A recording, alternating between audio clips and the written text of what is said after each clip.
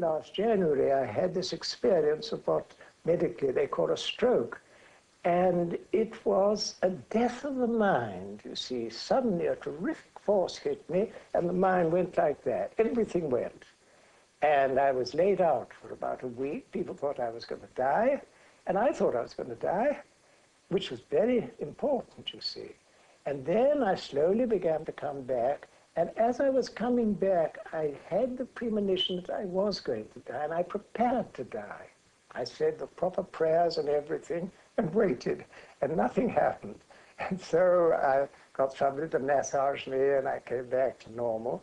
And then I felt a need to surrender. And it was interesting, surrender to the mother. It came very clearly, surrender to the mother. And I made this act of surrender, and a kind of wave of love overwhelmed me. There was a friend, a nurse, Judy Walters, looking after me, you know, and I called her, I said, I'm being overwhelmed with love. I don't know whether I can survive it. It was such a tremendous power came. I think it was simply opening the unconscious, the feminine simply opened up, you see. But that was a real death, you see, of the mind. And from that time onwards, I've never really been in the dualistic mind. Something is always beyond it, you see.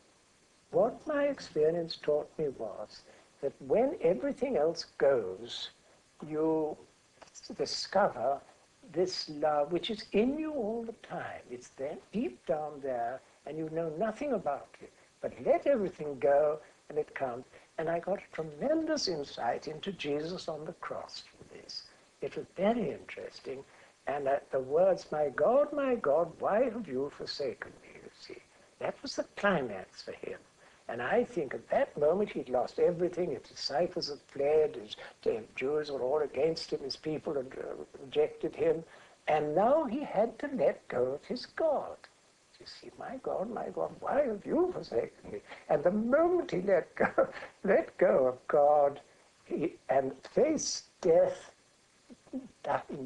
darkness, nothingness, he was taken into total love, you see. That is the experience of death.